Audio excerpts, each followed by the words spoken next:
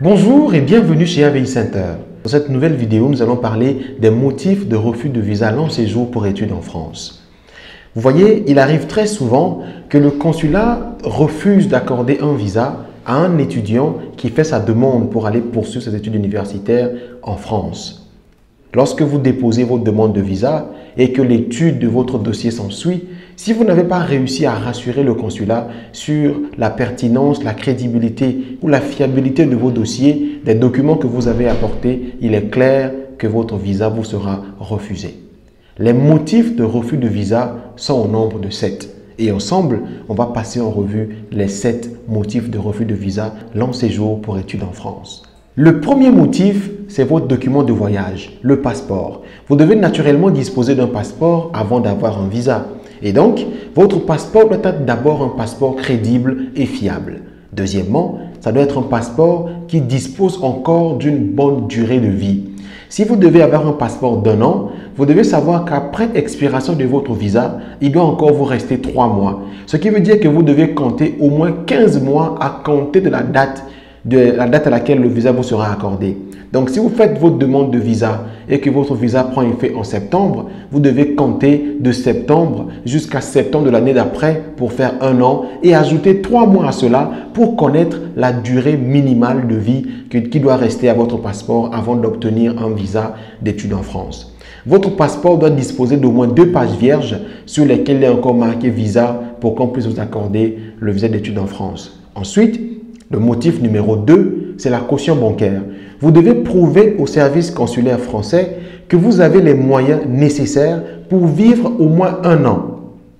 1 an avec une capacité financière de 615 € par mois pendant 12 mois. Vous devez prouver que vous disposez d'un compte en banque, un compte qui porte votre nom, sur lequel se trouve la somme minimale de 7 380 €, soit 615 € par mois pour 12 mois. Si vous n'arrivez pas à apporter la preuve de caution bancaire ou si votre caution bancaire vous a été fournie par une agence qui n'est pas reconnue par le consulat ou par une banque qui a été blacklistée par le consulat à cause de services frauduleux ou quoi que ce soit du genre, vous allez avoir un refus de visa. Motif numéro 3, c'est que vous n'avez pas justifié de votre acceptation dans un établissement supérieur français. Voyez-vous, lorsque vous finissez votre procédure Campus France ou quand vous êtes inscrit dans une université française, une université privée, vous obtenez votre document d'acceptation. Vous devez ramener cela sur la plateforme Études en France, faire la procédure Je suis accepté et cette procédure est sanctionnée par la délivrance de ce que l'on appelle l'API ou l'accord préalable d'inscription. Ce document est la preuve que vous avez été accepté dans une université française et que Campus France a validé cette acceptation-là. Vous devez donc ne pas manquer de joindre à votre dossier votre accord préalable d'inscription et si l'école vous envoie des documents d'acceptation, vous devez également les joindre à votre demande de visa afin de ne pas essuyer le refus de visa pour le motif numéro 3. Le motif numéro 4, c'est votre projet d'études. On dit que le consulat dispose des moyens ou des éléments assez probants pour établir que vous partez en France pour des fins ou des raisons autres que les études. Ce qui revient à dire que votre projet d'études en France a été remis en cause. Vous devez forcément travailler la pertinence de votre projet d'études en France. Ne choisissez pas au hasard une filière, une ville ou un domaine juste parce que vous souhaitez aller étudier en France. Et même quand quelqu'un vous accompagne pour votre procédure, assurez-vous de maîtriser votre dossier afin d'être capable d'en parler. Car c'est après l'entretien pédagogique Campus France que l'on peut ou non établir la crédibilité de votre projet d'études en France. Vous devez avoir un bon projet d'études, un bon projet professionnel et des documents, des dossiers, des résultats scolaires qui cadrent avec ce projet-là. Vous ne pouvez pas avoir fait la série A, vous avez de mauvaises notes en mathématiques et vous vous inscrivez en maths, en physique ou en informatique pour votre année, pour votre cursus universitaire, vous aurez un refus de visa.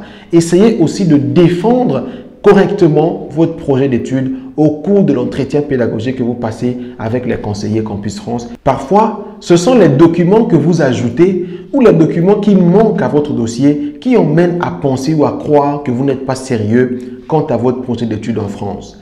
Les choix que vous faites en termes de logement ou en termes de documents que vous apportez vont ou non crédibiliser votre projet d'études en France. Alors faites attention à comment vous défendez votre dossier, à comment vous le maîtrisez et aux choix que vous faites tout au long de votre procédure.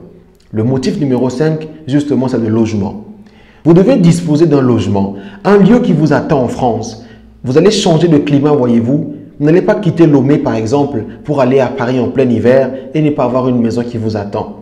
Vous devez prouver au service consulaire français que vous avez une adresse, une chambre, un appartement qui vous attend ou du moins une famille qui vous accueille à votre arrivée en France. Si vous n'arrivez pas à prouver de façon fiable et crédible de votre logement en France, vous aurez un refus de visa pour le motif 5. Un logement est fiable lorsque ceux qui vous délivrent le document pour vous accueillir ont la capacité, l'autorisation et les moyens de le faire, ou alors que celui qui vous a signé votre bail immobilier a le droit de le faire, a le droit de recevoir ou de loger les étudiants. Les motifs 6 et 7 par contre sont des motifs qui sont assez rares. Motif 6, vous faites l'objet d'une mesure vous interdisant le retour sur le sol français.